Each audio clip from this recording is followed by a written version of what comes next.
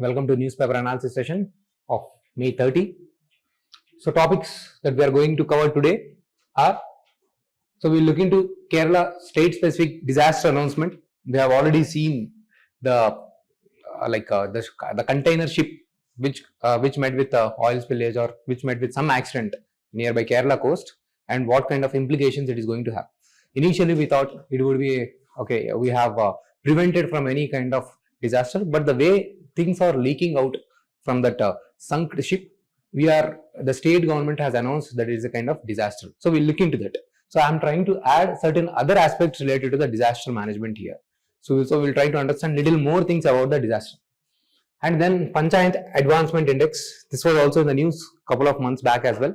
So simply it is a kind of index. So we'll try to understand what is this index. This index can be asked directly in the prelims, or this can be utilized in the mains to substantiate our answer when they asked about the local self-government.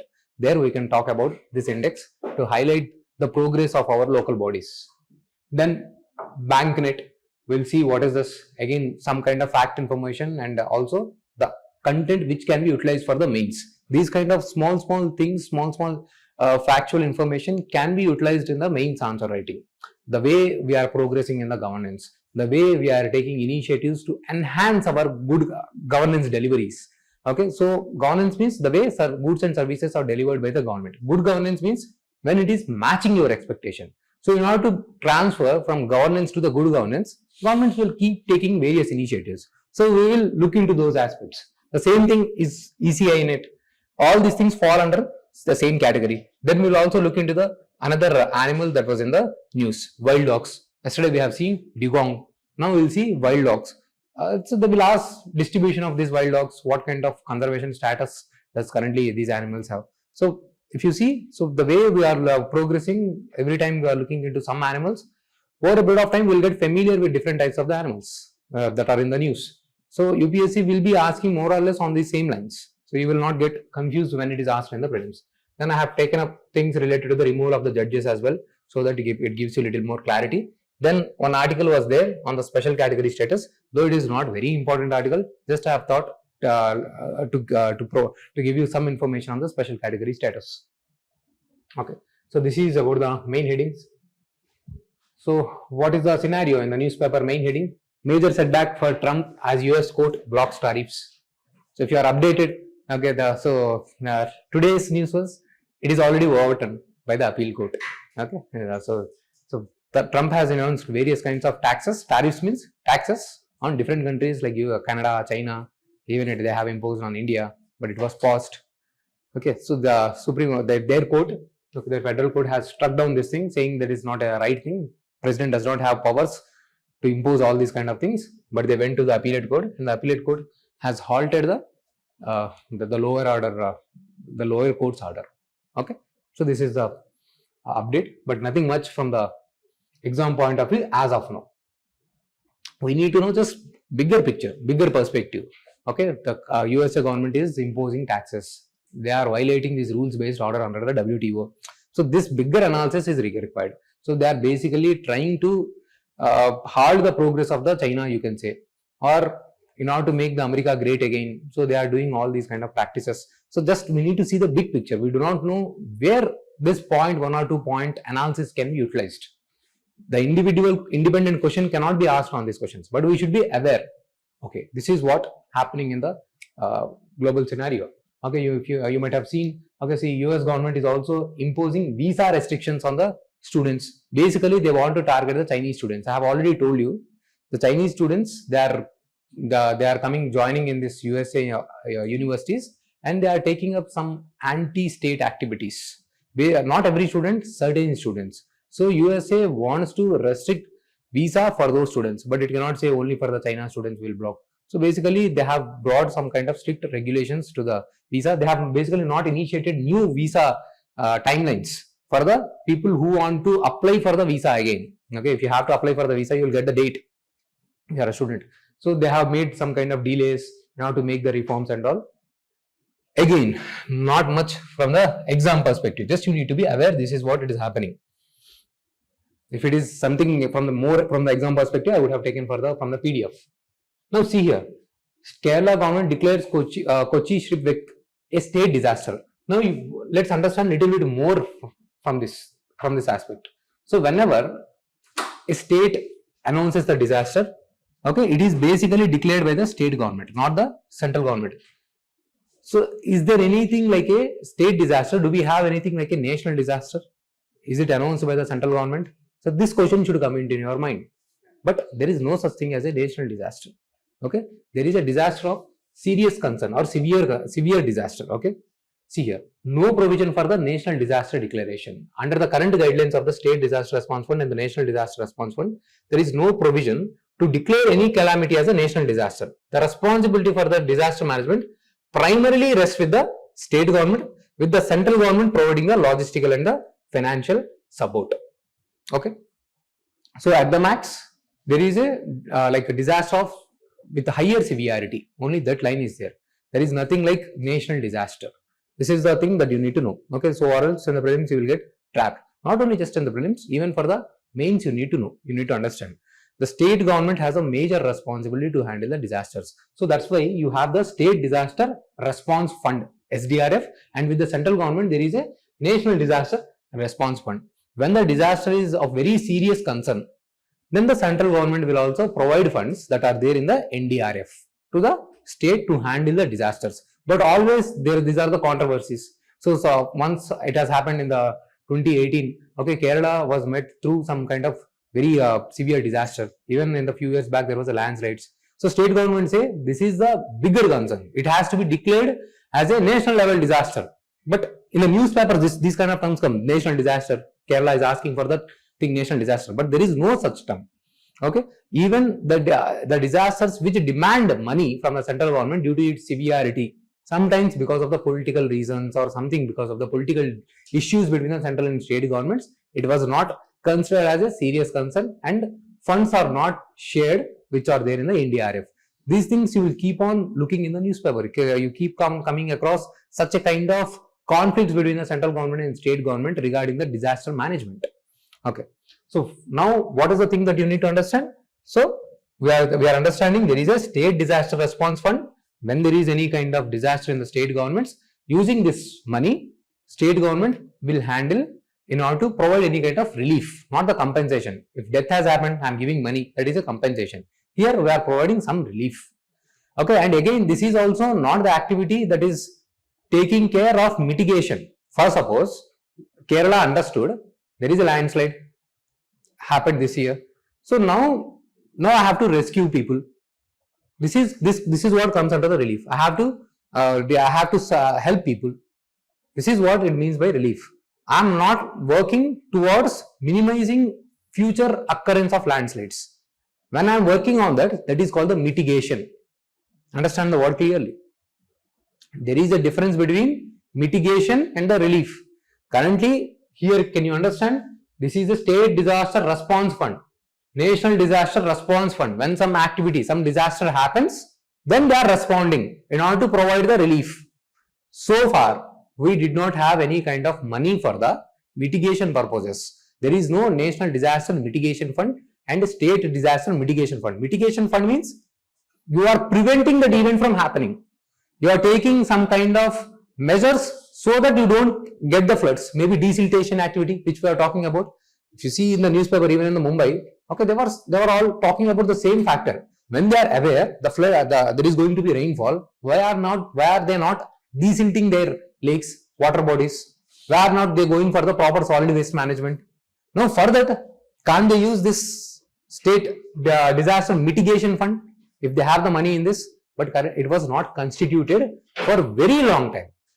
Finance Commission, 15th Finance Commission has given the recommendation. The 15th Finance Commission allocated a total of 1,28,000 crore to the State Disaster Response Fund for the period this much 2025. Additionally, they have allotted 68,000 crore to the National Disaster Response Fund for the same period. This includes 54,000 crore for the Disaster Response Fund as well as the National Disaster Mitigation Fund. So for the first time, 15th Finance Commission has given provision for not just the National Disaster Response but also Mitigation Fund, both at the central level and the state level. Okay. So how the money comes to the State Disaster Response Fund? It comes from the state budget as well as from the central government. Okay. Again, let's revise. So you have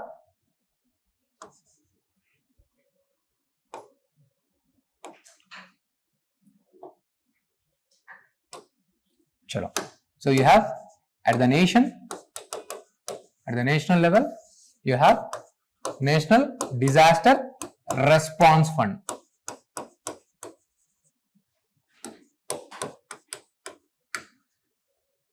Where does the money comes? Totally funded by the central government. At the state level, you have State Disaster Response Fund. Where does the money come from? State budget and central government support. State budget plus central government support. It is a kind of sharing. So just like Finance Commission talks about how the taxes should be shared between the central government and the state government. It says 40% of the share in the taxes should be shared by the central government with the state governments. Again, within the states, they will use some kind of formula how this 40% of the amount should be divided.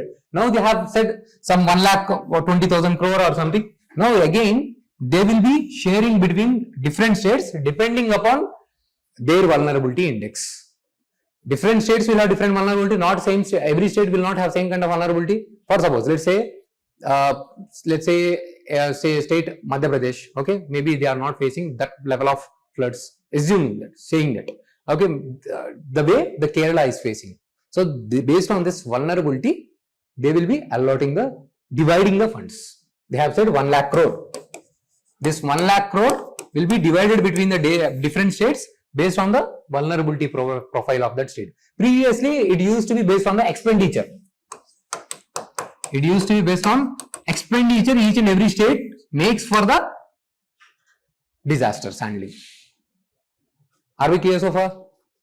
So apart from this, so basically these funds are taking care of only relief. Relief means the thing that comes into play after disaster has occurred. So we need preventive steps. For that you need which fund? Mitigation fund. After recent 15th Finance Commission, there is some amount of funding has been allocated at the national level, National Disaster Mitigation Fund, and the state level Disaster Mitigation Fund. Only recently. From long back there was a demand for this. Recently it has happened. Now the governments will have money to handle these things. So who is the one having major responsibility to handle the disasters? It is the state government. This is the most important for the prelims as well. Central government will provide the logistic support. So who is going to announce that is a disaster, state level disaster? It is being announced by the state government. So state government will announce it is a state disaster. There is no such thing as a national disaster. Okay. And also, you need to know, there are only certain disasters which are notified. Only for that you will receive the funds, be it under the SDRF or under the NDRF. They are notified by the central government. Under this, if I am not wrong, there are around 11 disasters and heat waves is not there in it. Heat waves is not present in the 11 notified disasters. Okay, so there is a recommendation that heat waves should also be included in the disaster so that there is a proper relief support in this mechanism. So are we clear? So we have done a lot here. Okay, all these things are very important and having clarity on these things are very important. You will see direct question, or if there is no direct question, in the mains you will see definitely something related to the disaster management every year. Now have we seen here already 2 or 3 issues? So in the mains now, what kind of issues now we have understood already from this discussion, from this. So here we have understood. So far, disaster mitigation fund has not been utilized. Only recently funds have been allotted. So this is one concern we are already talking about. Disaster mitigation funds was not the prime focus. Then there is no national level disaster. So because of this thing, there is always ambiguity. When do you consider a disaster as a serious disaster? So center is not announcing that it is a serious disaster. States are saying it is a serious disaster. So sharing of the funds responsibility. Always this is another conflict.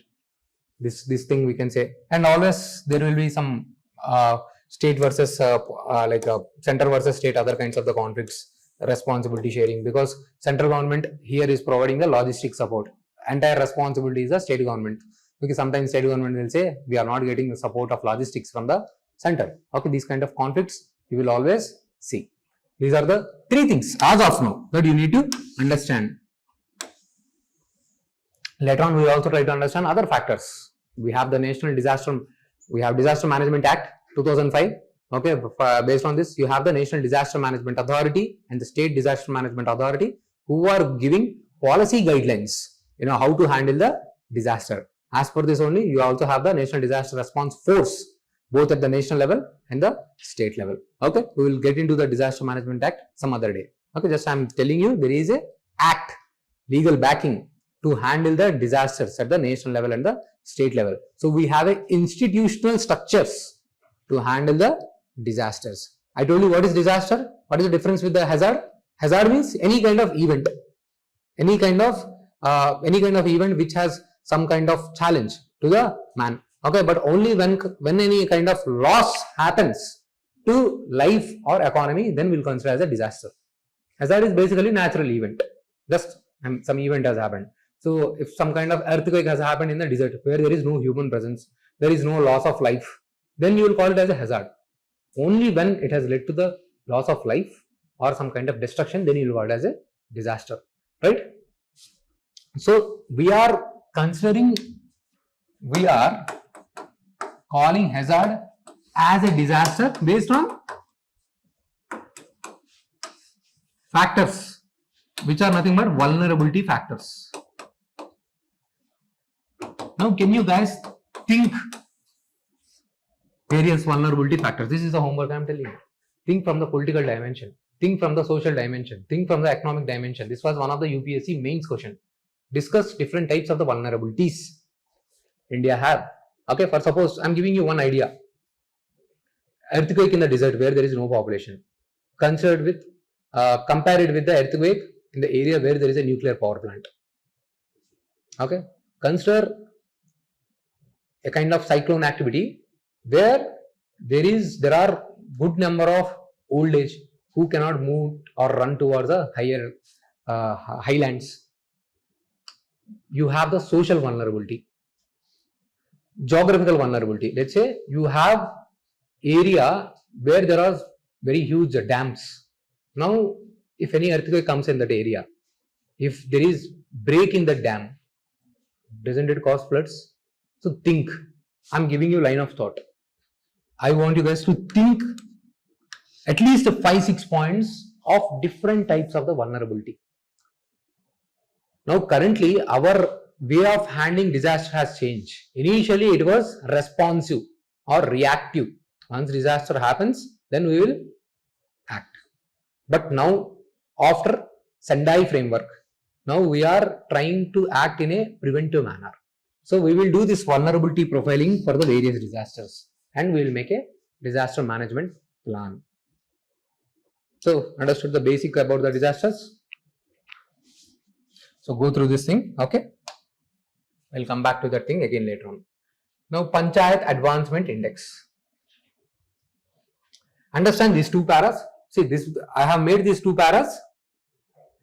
This is how you need to prepare any concept in a very simplified one paragraph comprehension. It is required for your understanding, self-understanding. Now if I look at any topic, Panchayat Advancement Index, what is it? So first that line of clarity I need it. Panchayat Advancement Index is a tool created by the Ministry of Panchayat Raj. This is a fact, it will be asked in the prelims, which ministry is creating it. To measure the progress of 2.5 lakh Gram Panchayats. In India, we have 2.5 lakh Gram Panchayats. Panchayat means basically local self-governments. Okay, we have 3-tiered local self-governments, right?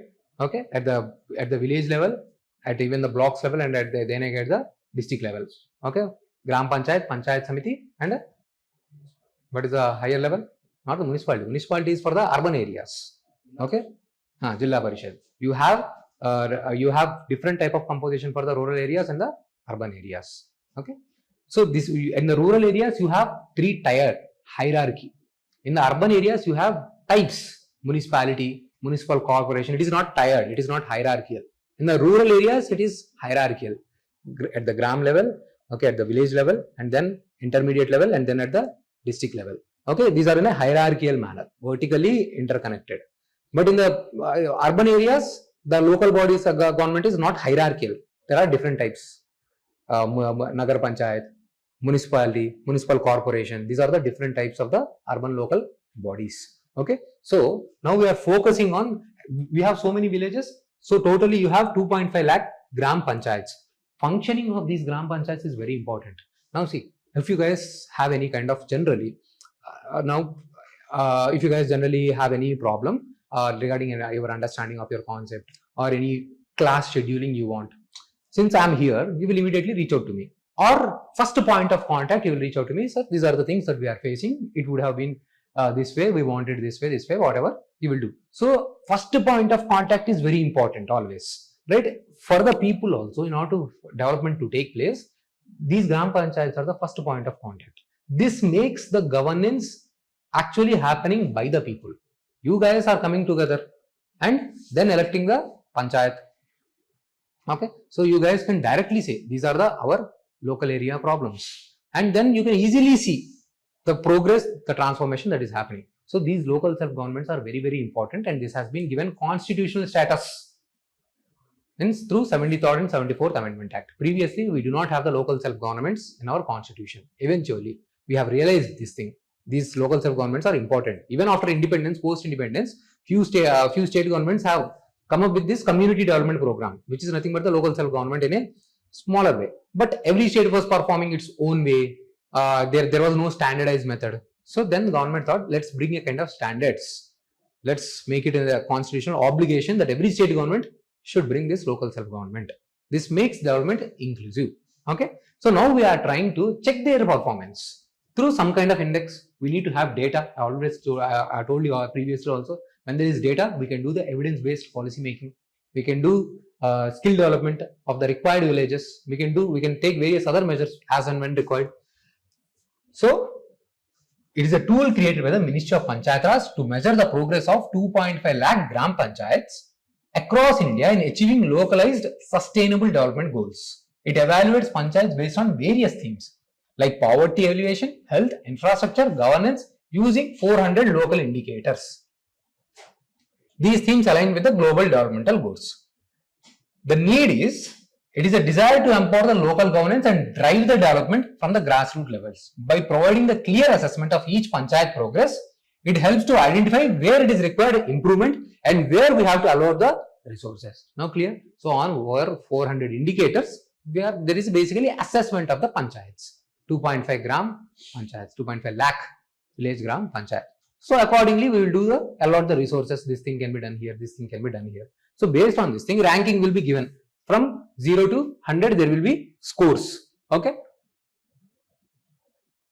And based on that scores, there will be see here. Gram panchayats there will be categorization. Gram panchayats are categorized into performance levels. Achiever state who got 90 plus ranking, front runner, performer, aspirant, and the beginners. So we are dividing this thing. Now prelims, in these prelims, they can ask like this kind of facts. In the mains, they will not ask individual question, discuss about the Panchayat Raj assessment index. No. You will use this in the suggestions. We have taken a step. Okay, let's say they have asked, discuss the challenges about the local self-government. Now you will mention, this is the right step taken by the government. We should take such measures. We should implement this thing to enhance the performance. You will using this as a kind of suggestion. Implement this thing properly so that we enhance the effectiveness of the local self-government. So is this irrelevant for the mains? No. These facts, these kind of concepts that are coming from the newspaper, they are going to add value to your mains answer. Okay, it is like cream on the cake. Without that cream, there is no flavor for the cake, right? It is very important. So that is thing. That's it. I will understand this much. I need not, now do I need to by heart all these things? Okay, data driven, categorization, assessment. So I have got the essence. That's it. I'll move forward. Ministry of Panchayat Raj.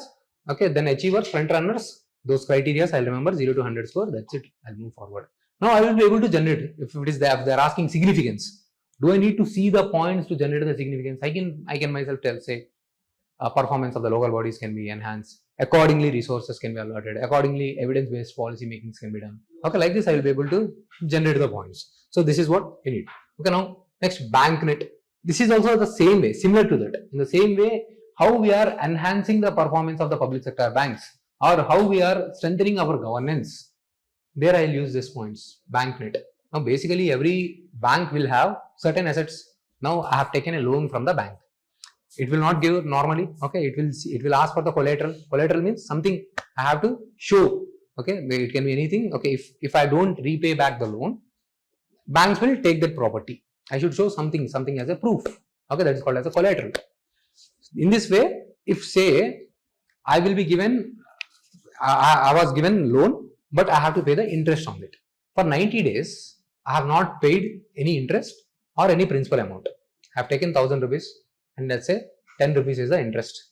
Now I have to pay for every 6 months or 3 months or whatever time it is. I have to pay the interest of 10%, assuming that 100 rupees that I have to pay. But for 90 days, I have neither paid 1000 rupees or the 100 rupees. Now this has become the non-performing asset for the bank. Now I have not paid that amount for 1 year, neither interest nor principal. Now government want to sell off my home. Okay, so that's why they will list property online. So they have brought just transparency in how the properties can be sold. Bank properties can be sold. This mechanism is already there previously also. Just they have brought a kind of more digital way. That's it. So gone for the banks, it is a regular practice. They will sell off the assets if they do not get the principal amount. So just basically they have streamlined the procedure. Banknet. Okay, launched on the January 3, 2005. That's it. Only for the prelims, this much of the point. They have developed proper architecture. They have developed the innovative platform, comprehensive property listing. So what happens with this kind of online listing? Now there will be more transparency. Bank cannot do any kind of corruption by selling the property at the least prices, or the person who wants to participate in the bidding will have clear-cut clarity. The more and more distillation, the chances of corruption will go down. Now there will be more transparency. Why are we asking for more digital economy or digital governance when everything is online? You guys can check. So what is the scenario? What is the progress? Every person will have the information. There cannot be anything hidden from the people.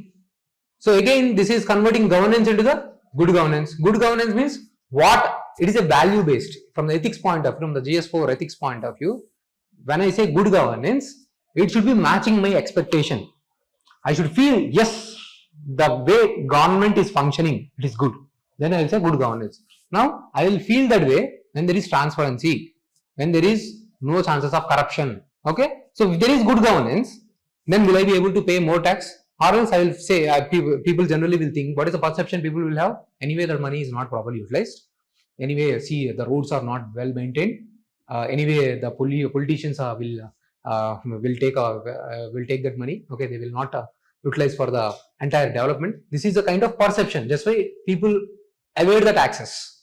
Now, if people know, finally, eventually, in some form or other form, it will come back to us in terms of the development. Now they will see the transparency. Then this will have multiple impacts. So they will be more willing to participate in the governance. Only when you give feedback, only when you pay the taxes, then only the government will also function well. This makes your democracy substantial. So when a broad question comes, I will utilize all these points. Now I have just tried to open up your mind. Not just, if I just say this thing banknet, you might not be thinking much. Okay, prelims thing, okay, escape.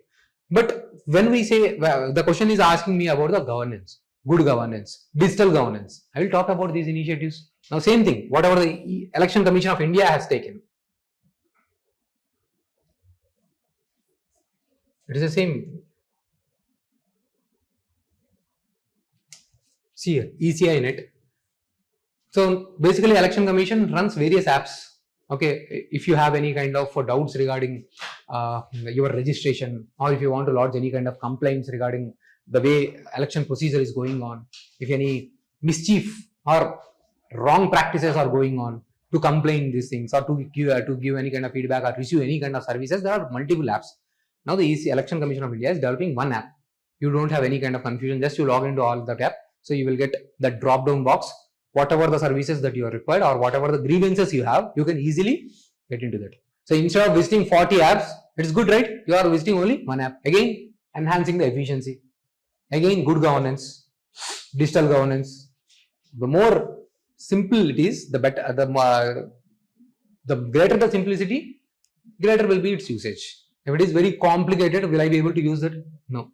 So things should be similar. So they are trying to bring everything at one place. This is another thing. Now, again, same thing. See, these kind of things I will use in the mains. I will use in the mains to substantiate my answers, depending upon its relevance. Now, the same thing can I also bring in the electoral reforms. I can use this thing in the electoral reforms. Election Commission of India is always most important topic. Election sections, your representation of the People's Act, under that section, they will ask various types of the questions. What kind of challenges our electoral democracy face? Okay, what are the allegations regarding the Election Commission of India? There are various allegations that Election Commission of India is acting biased. Now this will increase transparency. They are saying that we need a VVPAT system. Okay, the election process is not running in a transparent manner. Okay, these kind of things, these keep on coming in the news. So all these kind of allegations has to be handled properly in order to show our democracy a substantial democracy. Okay. So like that, from that dimensions, we have taken one point. So there are so many things that are happening regarding the electoral process. As we proceed, we will be taking up one after other. EVMs, VVPATs. Wait for some time. Okay. So you will get all those things covered. What is happening with this? Whatever the electoral bond system is there. What is controversy regarding this thing? One nation, one election. Do we need these simultaneous elections? These are the things that are in the news, and definitely UPSC will ask questions in the mains on this thing only. So that's how I will prepare. That's it. ECI net. I got the essence. Who prepared it? If the direct thing, this is the ECI net, which is in the news recently. What is it? Okay, that kind of questions it can be asked. But if you are not aware, then you will not be able to do. This was developed by the Election Commission of India. Election Commission of India's new integrated dashboard is set to become operational before the upcoming Bihar Assembly election, streamlining the 40 existing apps and websites onto the single platform. That's it. That's the major point that I need to know. Nothing much on this.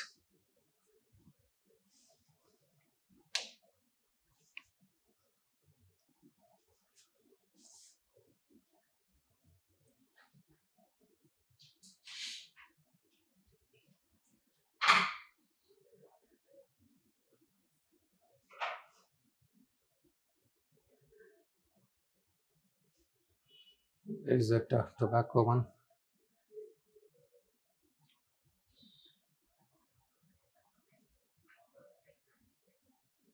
See here. So tobacco affordability fueling cancer epidemic in India.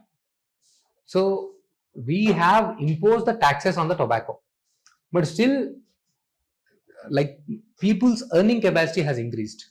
Still, the article is saying that the cigarettes are easily available. And also the cheaper versions, BDs, these are even more cheaper.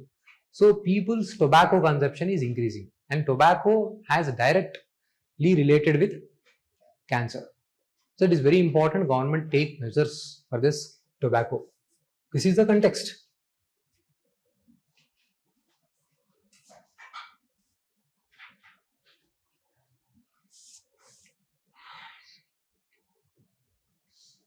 See here, India ranks first globally in male cancer incidence and mortality rates, with significant proportion of this case linked to the tobacco uses. Basically, India is the second largest producer and consumer of the tobacco.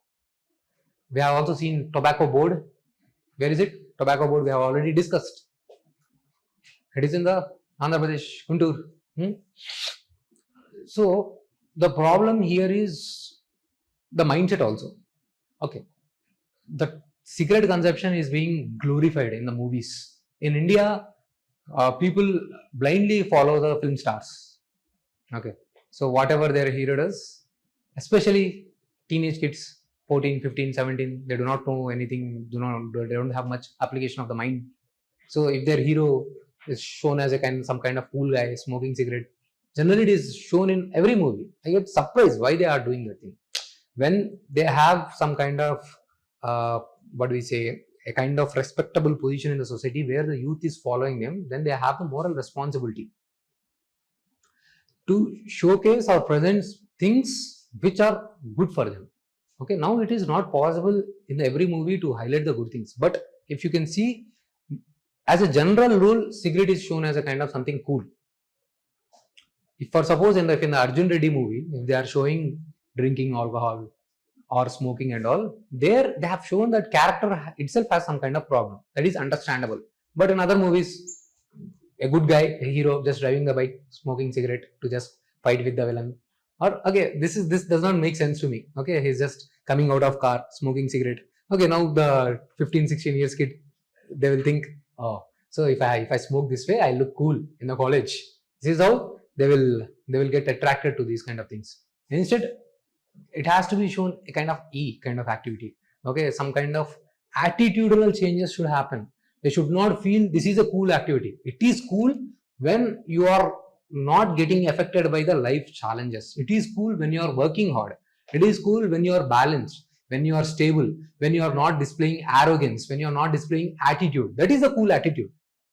Not showing disrespect, arrogance. You see, if you observe this, like say they feel showing disrespect is courage. Okay, these kind of activities that are happening. So that is not the cool attitude.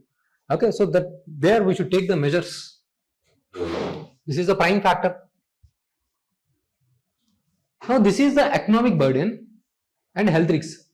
So if I show you like, see here 1.77 lakh crore or 1% of India's GDP is causing, this is the economic cost that India is facing because of the tobacco usage.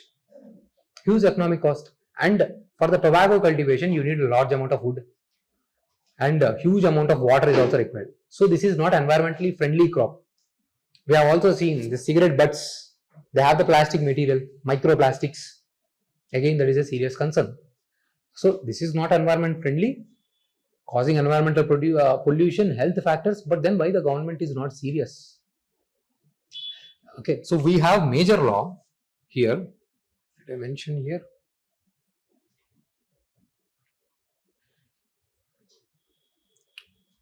I think it is missing here.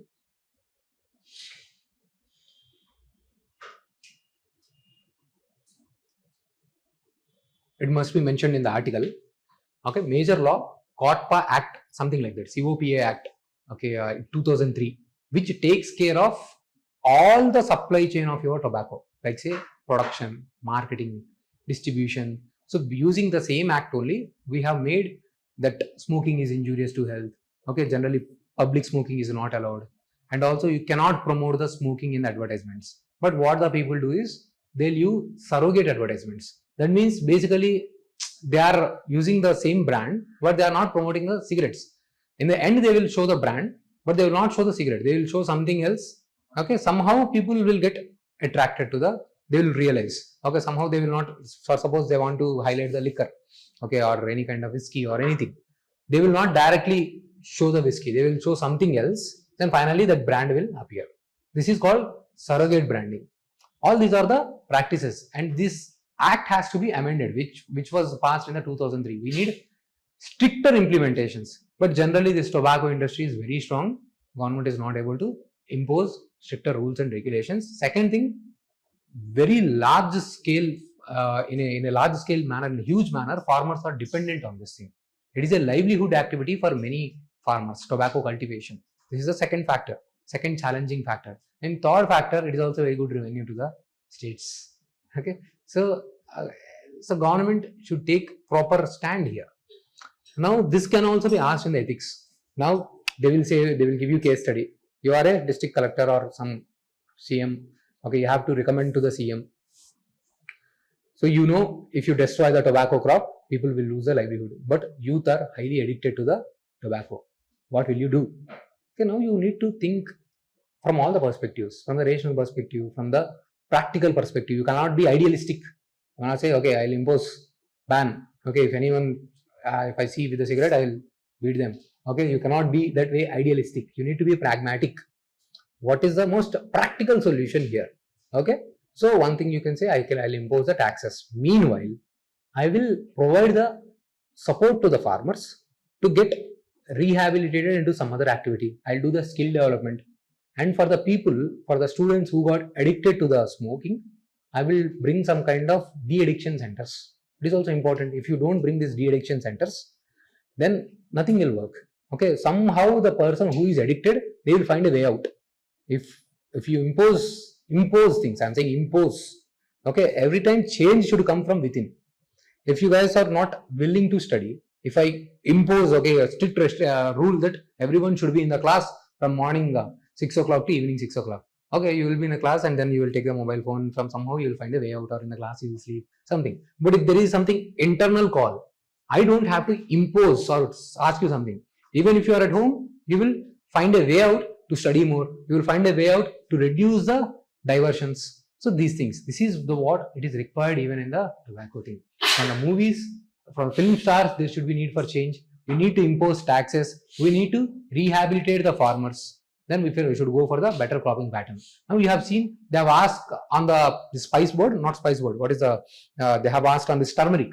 In the same way, they can ask the cropping pattern of the tobacco. So you need to understand the tobacco, they consume a lot of water. Okay, so and they are not good for the environment. So that is what it is given in the act here. It is a livelihood for millions of the farmers. India is one of the largest producer of the tobacco with major cultivation areas in the Andhra Pradesh, Gujarat, Karnataka and the Maharashtra. We have seen these kind of questions that are being asked. Even in the tobacco they have asked, not tobacco, with the turmeric they have asked, major producing of the turmeric, major producing states of the for the turmeric. So in the same way they can ask. Okay. So we have, this is the, that is also most important question for your mains. Okay. Even in this, why the Kerala government has called for the state level disaster? Because whatever the cargo ship that has sunk, it is releasing plastic material and it has some kind of calcium carbide in this. Okay, remember the word calcium carbide. It is highly reactive. Okay, it is going to have severe environmental consequences if the fish consume it. Fish is going to die, or that kind of plastic toxicity can enter into the guts of the fish. Then we will eat them. Okay, this is called bioaccumulation and the biomagnification. You have the food cycle.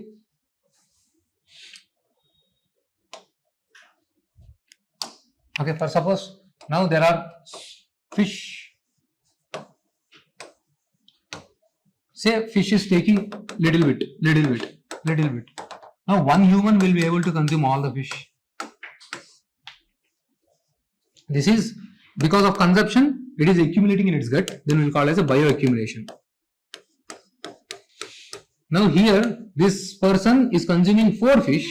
This is increasing its concentration. This is called biomagnification. Okay. So the amount of toxic levels from this level to this level is increasing, magnified. That is called the biomagnification. So this kind of toxicity problems. So that's why the Kerala government has announced this as a state disaster. Now we need to see how they will handle that thing. Not just the oil spills, plastic pollution is coming, and that calcium carbide is also can be spilled from those containers. Those containers carrying so much of the toxic materials. Okay. So globally, you also have a Basel Convention. Basel Convention to handle transboundary toxic materials, hazardous materials. Once go back to the home and see what is this Basel Convention. We have already done the Marpol Convention regarding the oil spills. We have seen this thing.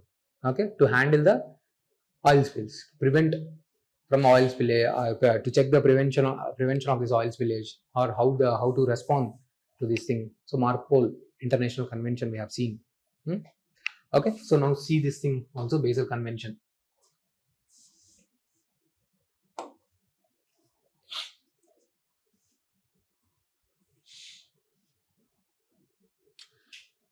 Now there is one article they have mentioned on the special category status. Not that very important now. So basically they are just giving that one perspective. Okay, so they are saying, like say when the state got bifurcated, Andhra Pradesh got bifurcated, they were asking for the special category status. Now we do not have any such thing as a special category status after the 14th Finance Commission recommendation. Okay, previously there used to be special category status where they used to receive funds to handle their planned program. Now we do not have such kind of planned programs or non-planned programs, anything in our budget. Normally we have just capital expenditure, revenue expenditure. This way we have. Previously there used to be a division in the form of planned expenditure and the non-planned expenditure. So once the special category status is given, for the planned expenditure, government used to give the more funds. Now there is no such planned expenditure, no such kind of special category status. The article is saying that instead of giving that special category status, Andhra Pradesh should be given some kind of special privileges has to be provided, because Andhra Pradesh was really severely affected after the bifurcation. Okay, so it was giving some kind of case. Okay, so that's what they are just giving, that one perspective, nothing much relevant here. Special category status was given based on certain criteria, like if any particular state has border areas and their finances are very less, if they are present in the hilly areas, they are not able to generate their own resources, then extra support will be given by the central government to that particular state. But Andhra Pradesh scenario was different. It was not a border state, it was not a hilly area or having significant tribal population. So that was also one of the reasons why central government has not given the special category status. The criteria is not matching. If the special category status is given to Andhra Pradesh, then Bihar will also ask, other states also will ask. Overall, the concept of special category status itself is gone. So that cannot be given. So the article says, okay, some special incentives has to be provided to Andhra Pradesh because of the challenges it is facing. Okay, so that is a perspective that you need to remember. Basic general, the other things are basic things like say how the education should be, what kind of reform. Someday we will talk in detail about the education status, what kind of educational reforms that has to be there. One more, anything is missing. This thing. Now see here, this was editorial given in the business line. It says India is now 4th largest economy. We have already discussed this thing multiple times. $4 trillion economy, India overtaking the Japan. But here one important point that you need to ask here is, but India's per capita income is very less. Okay, it is somewhere around $2,000. Okay, it is very less, $2,000 per capita. If you compare it with USA, it is $68,000. Where is the $2,000 and where is the $68,000? For the China, it is somewhere around $20,000-$30,000. So even for the Japan, it is 40,000. So we have overtaken the economy, but per capita economy is very less. What do you mean by the per capita economy? And whatever the GDP value, the final monetary value is there, when I divide with the population, what is the value it is getting? That is called the per capita. So basically you are checking what should be the contribution of at the individual level. But it is not the right criteria as well. Even if the per capita is $2,000, does not mean every individual has having the $2,000. That is not the case, right? Few sections are having $1 lakh, $2 lakhs, and few sections are having $50 or $150, $500. This is a scenario. This is called inequalities. Huge amount of inequality is present. That's why we need different socio-economic indicators, not just checking the per capita income. Per capita income is not giving you the ideal picture whether the growth is leading to development or not. Here itself, I want to add what is difference between growth and development. See here, now GDP is growing. This is, I told you previously also, monetary value of the goods and services present in the country. Okay, somewhere 294 lakh crore.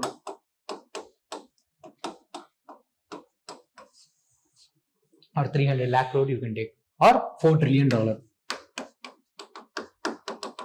This is GDP. This way growth is happening. But is it reaching to every section of the people? Everyone are getting benefited with this thing? If this is happening, then we'll say it is development. But still we are performing poor in HDI index.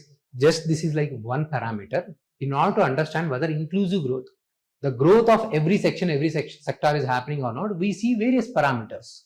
Human Development Index is one parameter. Gender Parity Index is one parameter. Multi-developmental poverty index is one parameter. So we are checking different indicators to check whether the growth is leading to development or not. When these parameters are improving, then we will say growth is leading to development. But in India's case, growth is there, but we are not able to see substantial enhancement in those indicators.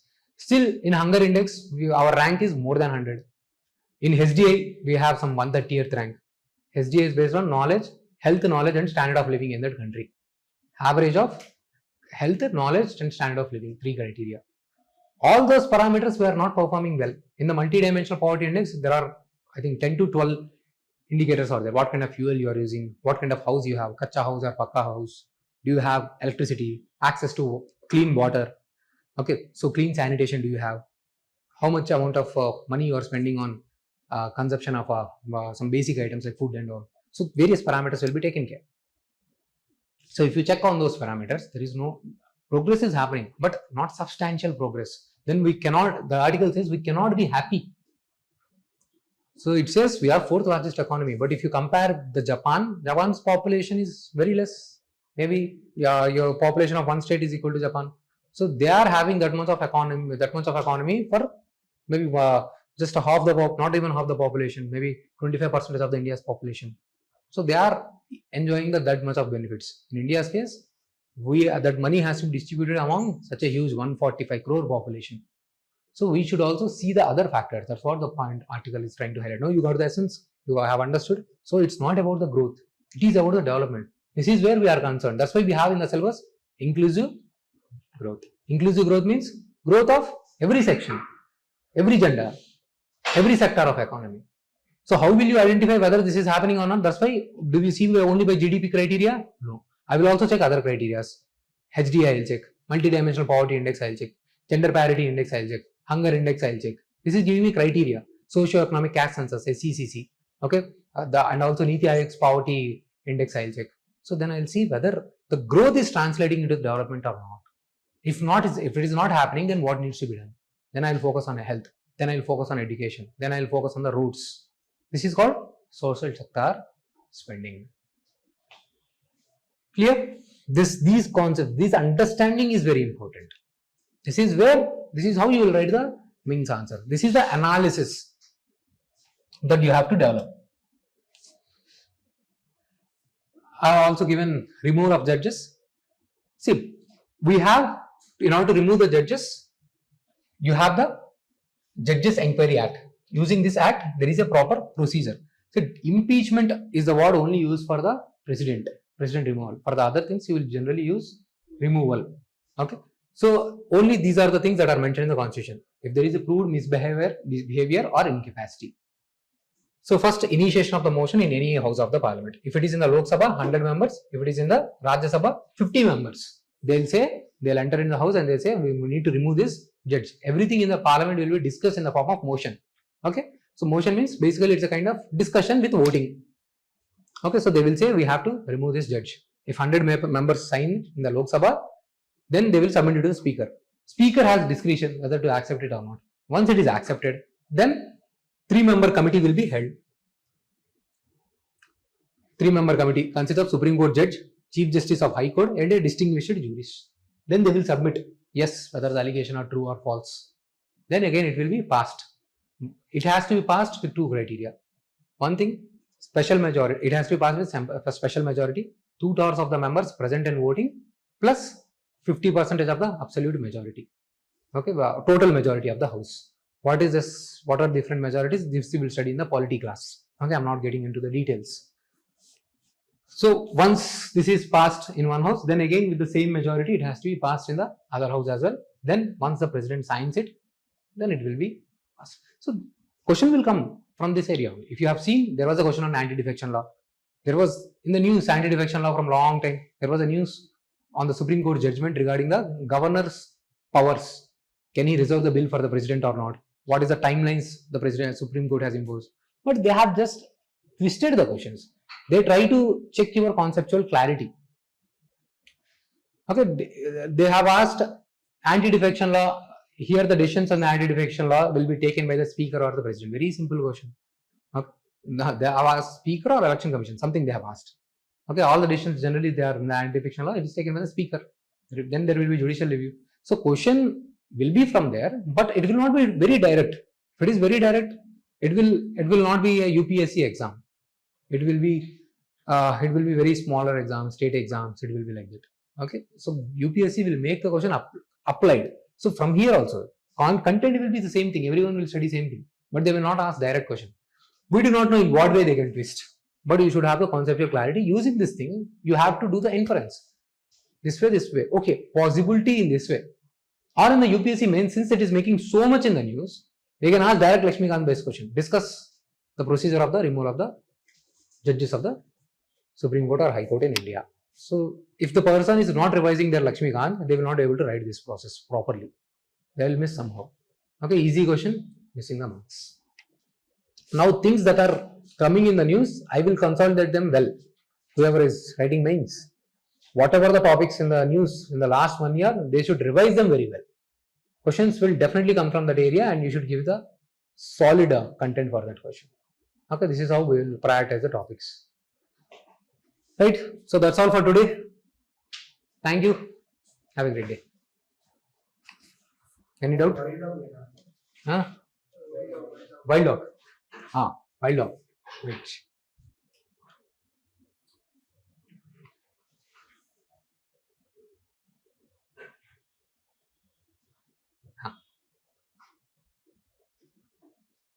So basically, okay, this was shown in that even Mowgli, those red dogs, okay, in the movie they are shown. Okay, basically, this is Asiatic wild dog, we also call it as a dhole. Here the most important point is they live in diverse geographies. Basically, the article they are saying is they are able to live in a not symbiotic manner, peacefully coexisting with the other carnivores. Like tigers, they are able to peacefully coexist even in the Manas National Park where other carnivores are there. So that way, then there is a newspaper context has been talking about the dhole. But that will not be asked. Basically, from here we need to understand where does these animals, Asiatic wild dogs, live. The most important point is they are found in 3 clusters, basically in a diverse geography. They are found in the tropical lands, they are found in the shrubs, they are also found in the alpine areas, little cold areas. See here, subtropical plains to the alpine zones. Students will get confused there. How can the animal can live in the tropical areas, also in the alpine? Generally, if we are here, we are living in the tropical area. In the colder areas, we might feel very uncomfortable. So students, while trying to apply their elimination skills, they might get confused. So we should be having clarity. Initially, they used to be widespread across the southeastern and eastern Asia. Today, the range is more fragmented and restricted only to the India and Thailand. And according to IUCN, this is an endangered animal. Okay. So that is the point that you need to know. And they may stress in the prelims. They are also found in the Manas National Park. Since the article has come, since the news is about that thing, they may stress. But where they are actually found? They are found across the diverse topographies, diverse geographies, from the subtropical to the alpine areas. And they are IUCN status endangered. Why they are struggling? Again the same thing. Habitat destruction, poaching, and any other kinds of threats. So the same thing you need to talk. Exploitation, habitat destruction, poaching. So that is a point regarding this wild dogs. Okay. Thank you. Clear? Any concerns? Revising. So it is very important that you revise, or else again you will forget. Okay, many things that are you will be able to recall, or you will be able to understand only when you are properly revising the previous content as well, PDFs. Okay, I'm also telling you how much you need to stress. You don't have to stress entire PDF, entire point, but at least you should be having that essence in your mind. Okay, if later on someday if someone asks you what is banknet, you should not be confused. Okay, election commission policy or something like that. Okay, just in one line, you should be having clarity at least. Panchayat index should have clarity. At least the essence you should know. State disaster, who announces the state disaster? Okay, you should be having clarity. What is the role of state government, central government, mitigation, these things.